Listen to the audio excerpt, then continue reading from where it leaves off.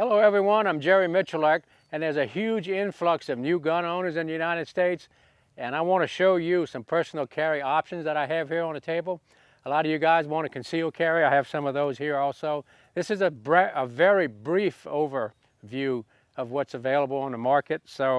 And these are all Smith & Wesson products, guys. I'm sponsored by Smith & Wesson, been 31 years with them as a pro shooter, and this is what I carry. I'm just going to show you some different options here on holsters and calibers and belts. So let's take a run at it.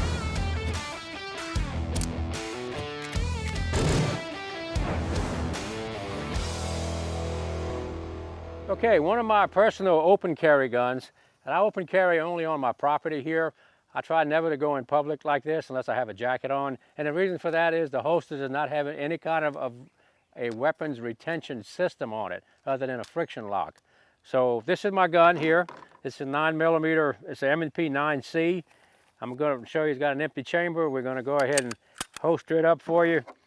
What I like about this holster is when I get up in the morning, all I have to do is put it on like this, slip it in, it locks to the belt, and it's with me all day long. When I get back at night, I can just take it out, put it where I want to, secure it.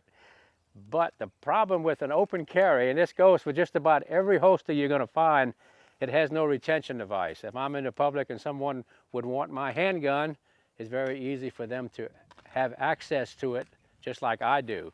So open carry to me, without a retention, is just asking for trouble, and it also draws attention to you as a gun owner. I know you're proud, you have your new firearm, but you're in public, you're just a red flag and you're the center of attention. So if I'm going to carry in public, it's not going to be open carry. And I want to stress that to you again. If you look at a police officer, most police officers have a triple retention holster. So they have to do 3 distinct motions to get that firearm out of the holster. So if someone that was to try to pull it from them, it's not going to happen easy. So open carry, you have to be very careful with that aspect of carrying a handgun. So let's go ahead and put this back, give you an idea. That's open carry. Okay, for a revolver, we have a crossbreed holster. It's what they call a appendix position holster. I have an empty revolver, give you an idea of what it would look like. You put it inside the pants here, and the belt will secure it. It's up in the front, and you have to consider when you do conceal carry, you have to almost live that lifestyle. Your clothing has to match that style of carry. So this is an inside the waistband for a revolver. And moving on, this is another revolver holster. Also an inside the waistband, all synthetic. Here's another holster option. There's a huge variety of holsters out there, so this is just a small spectrum of what's available. This looks like a Kydex. It looks like it might be a molded holster. This one has a friction setting. With these 2 screws, you can adjust how much tension you can put on the firearm in the holster. So it's a pretty trick.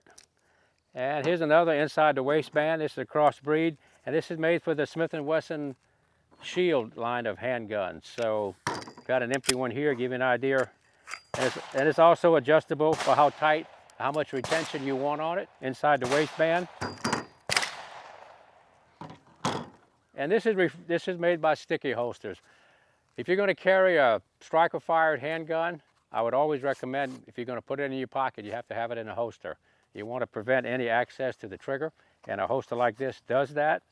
And you'll notice that it does cover the trigger guard if it's inside the pocket. But the big advantage to a holster that goes inside of your pocket, it keeps the firearm aligned, so when you do grab it, it's going to be in line with your hand. If you don't have it in a holster, it can go every which way. So the sticky holster, or holsters of this design, keeps the firearm pretty much parallel to your leg. So when you go to draw it out of the pants, it's going to be in line with your gun hand. So one thing to consider about an inside the pants holster is they come with 2 kind of retention clips, a V-clip or actual belt clip like this one. And the other thing you want to consider is the belt itself. You might want to have a belt that's rigid enough to keep it in position. This one's made by Dynamis. It's a Navy SEAL designed this belt. And the whole idea behind the belt, it can also be a secondary self-protection device. You can load this end of the belt with quarters. You take the belt off, you can use it like a sap, and pretty trick. So you can have 2-in-1 combination there. So there you have it, guys, just a small spectrum of the reality of concealed carry. and we're gonna go ahead and put them on and do a little shooting. Okay, I've got my open carry holster on, and I've got my everyday carry, the M&P 9C, but I want to show you something before I load it. So we're totally empty here. Human nature to pick up an object is to grab it with all your fingers. So a lot of folks new to handguns, they want to pick up the handgun and put their finger in the trigger guard. And that is something you never want to do, especially when you never want to put your finger in the trigger guard unless you're on target ready to shoot. So my technique, I'll demonstrate it with an empty gun here, is when I grab a gun to put it in the holster, I don't have it in my firing position. I'll put my thumb in back of the slide, and that flags one thing for me, and that makes my finger, my trigger finger, out of the trigger guard. That does two things. Thumb in the back, keep the slide forward when you holster, but it also makes me want to move my trigger finger out of the trigger guard and put it on the side of the firearm. So when I do holster it, I'm going to do it correctly. The other thing that you never want to do with the pistol is you chamber around and you're ready to holster it, you never want to come in with the muzzle pointing toward your body. Never do that. You'll notice when I handle this firearm, I've got the muzzle away from my body, and I'm going to come into the holster like this, and my finger out of the trigger guard and my thumb on the back of the slide, and I'm going to look at it to make sure it's in the holster correctly, and then I'm going to plant it home and I'm ready to go. Always finger out of the trigger guard. All right, let's go ahead and load a couple of rounds here, and we're going to work out of the holster. The big thing, always finger out of the trigger guard until you're fully into the target zone, then you can address the trigger. So we're just going to draw it, both hands at the same time, come up, mount them together, come into the target, shoot 3 times. Empty chamber, finger out of trigger guard. Okay guys, I've got my concealment holster on. This is a crossbreed holster. I've got a J-frame in it, 38 Special, 357 Magnum. Of course, I'm going to go ahead and produce it and shoot a target. I have to pull the shirt up. What you want to be aware of when you're grabbing a holster out of a concealment position like this, finger always out of trigger guard until the firearm is fully into the target zone. And you're going to have to also concentrate on keeping that gun in line with your shooting hand and come right up under your dominant eye. So let's go ahead and just do this one kind of slow and see what it looks like. Here we go. So that was 3 shots of 38 Special J-frame. Let's put another holster on and plate.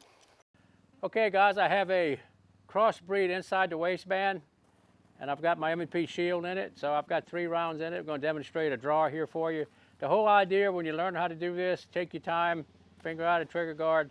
So from concealment here, we're going to draw, shoot 3 rounds. Here we go.